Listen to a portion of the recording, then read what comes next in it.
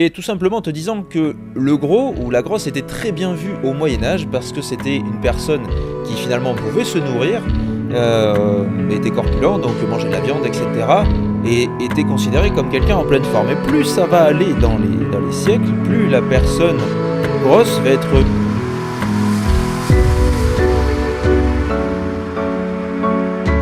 Et salut à toi et bienvenue dans cette vidéo. Je sais, cette vidéo a l'air d'être faite à l'arrache, pépouze dans le petit fauteuil, mais pas du tout. J'ai quand même bossé mon sujet. Aujourd'hui, on va parler de la grossophobie, du body positivisme, etc. Parce que c'est un sujet qui est en pleine actualité. Et puis, dans tous les cas, c'est un sujet qui m'a concerné, qui me concerne bien évidemment encore, et qui me passionne comme tous les sujets autour de l'apparence physique, de la nutrition, du sport, etc., etc. Mais avant tout ça, je fais mon petit instant pub. Si tu n'es pas encore sur les réseaux sociaux à me suivre, je t'invite à le faire. Bon, tu es déjà sur YouTube, c'est déjà très très bien. En tout cas, en voyant cette vidéo, tu peux t'abonner bien évidemment, la petite cloche, etc. Ou sur Instagram au nom de Freddy Brassens, ou bien Freddy Brassens-WK, où je partage encore tout ce qui est actualité, conseils, etc. sur le sport, la santé en général, on va dire, la nutrition. J'ai aussi un podcast qui s'appelle Freddy Brassens. Tu peux le retrouver sur pas mal de plateformes, bon, notamment les plus connues, Spotify, Google, etc. Où chaque semaine, donc chaque lundi à 8h, je vais te parler d'un sujet qui me tient à cœur. Petit à petit, il va se développer, où je vais inviter des personnes qui me semblent importantes à connaître. Alors pas forcément très très connues ni rien, mais qui ont des métiers, je pense, qui sont indispensables et intéressants à écouter. Ou en tout cas, leur avis est intéressant à écouter. Maintenant que ce petit passage est fait, je vais te parler de la grossophobie, du body positivisme. Je m'excuse à l'avance si je bug sur ce mot body positivisme, parce que j'ai du mal avec ce mot-là.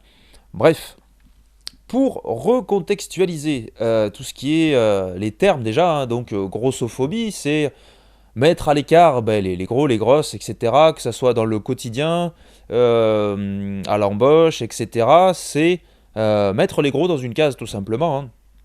Et body positivisme, c'est un courant, je ne sais pas du tout de quand c'est. Moi, je m'en suis aperçu, on va dire, il y a quelques années, hein, et c'est des termes qui ont été posés, c'est peut-être très vieux, très bien, encore bien en face. C'est le fait de mettre en avant la différence des corps, et comme quoi tous les corps sont beaux, et chacun devrait accepter le corps, et comment devrait accepter sa différence. Le message est beau, le message est très clair, et il y a des petites choses quand même qui me dérangent dans ce courant-là, mais s'il y a des choses qui ne dérangent pas dans les courants, ça serait vraiment bizarre. Ceci dit, j'aimerais d'abord revenir sur tout ce qui est l'apparence, le gros, la grosse, vue à travers le temps. Je ne vais pas te faire quelque chose de très très très très précis, parce que j'ai déjà fait une vidéo, je t'invite à aller chercher dans la barre de recherche sur l'apparence à travers les âges finalement, et tout simplement en te disant que le gros ou la grosse était très bien vu au Moyen-Âge parce que c'était une personne qui finalement pouvait se nourrir, était corpulent, donc mangeait de la viande, etc.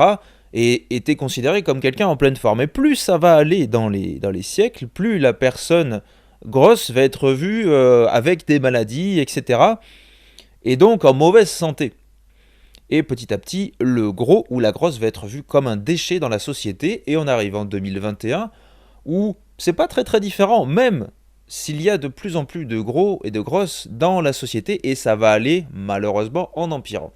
Et je te dis malheureusement parce que, qu'on le veuille ou non, qu'on l'accepte ou non, le facteur obésité ne va pas très bien avec le facteur santé. Parce que la quantité de poids en surplus par rapport à une norme dite, la norme c'est de la merde, on est d'accord, hein, finalement, une personne qui va se retrouver avec au moins, je sais pas, une cinquantaine de kilos en trop sur ses articulations, mais ses articulations vont lui dire Coco, calme-toi, il y a des choses que je ne peux pas faire, je ne peux plus faire. Donc aide-moi, aide-moi. Le corps va clairement demander ça. Parce que je pense et j'estime que chaque personne aimerait être en bonne santé. Et quand j'entends bonne santé, c'est pouvoir se déplacer correctement, marcher, aller jouer avec ses enfants, son chien, ses petits-enfants, je ne sais pas.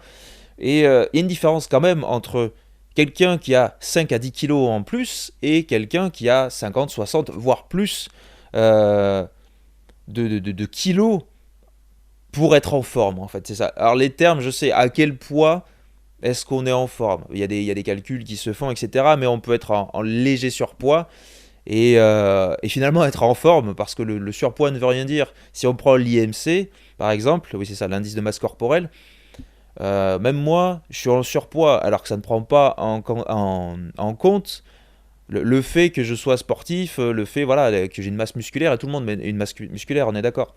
Donc, l'IMC, toutes ces choses-là, c'est un indicateur parmi tant d'autres, mais dont il faut faire très très attention parce que ça prend surtout en compte, je pense, les personnes sédentaires et qui ne font jamais de sport.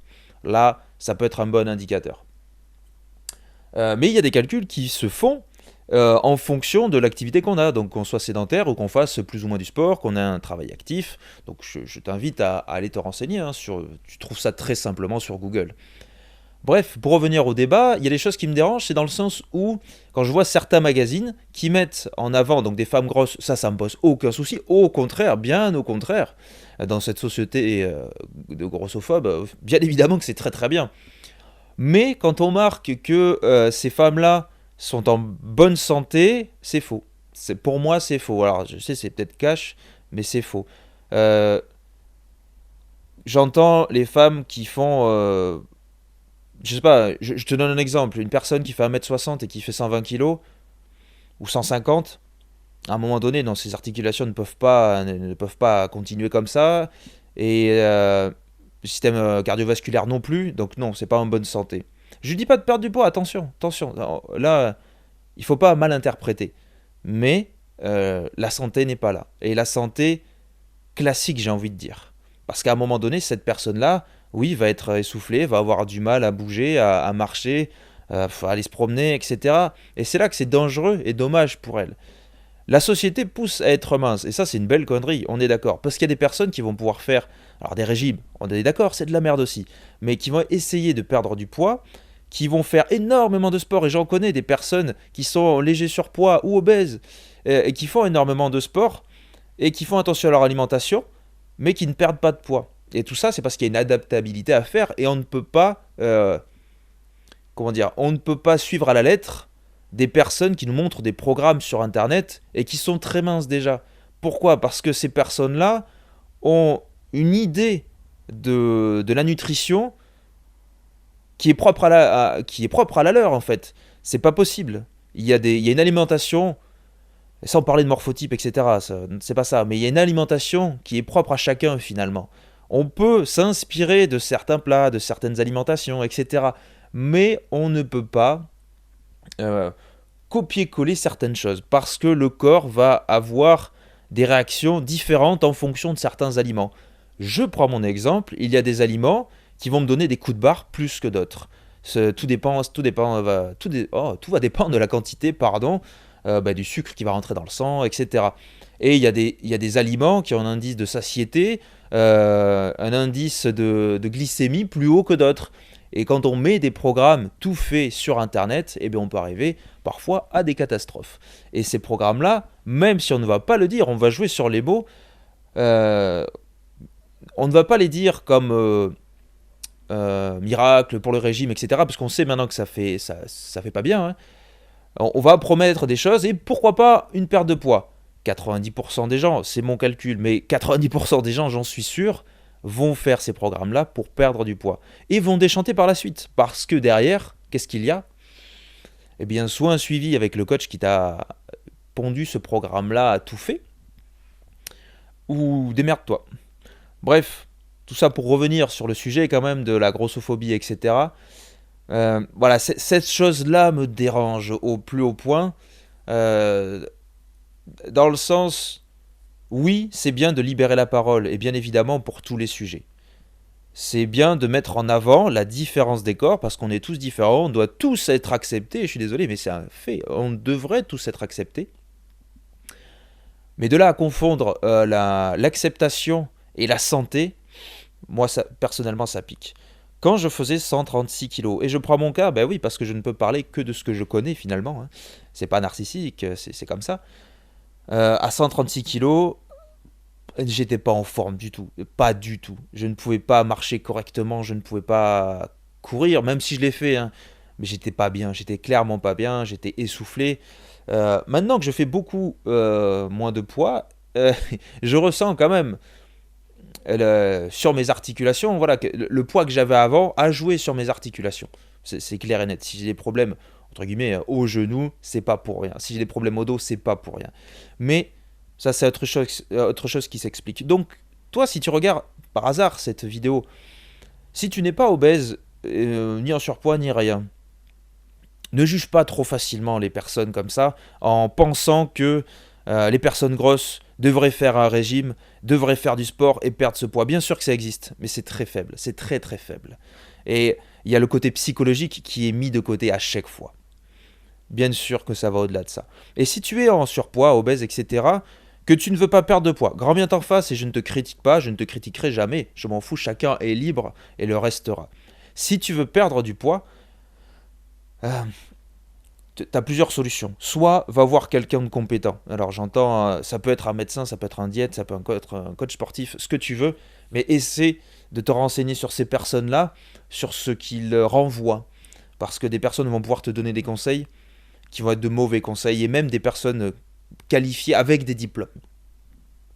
Essaie de regarder aussi par toi-même. Alors moi ou quelqu'un d'autre va pouvoir te donner des conseils sans te coacher ni rien, c'est pas ça le délire. C'est essayer de développer des petits mécanismes, des micro-mécanismes. Moi c'est ça l'idée de mes vidéos, hein. C'est de t'emmener vers quelque chose, que tu le fasses toi-même.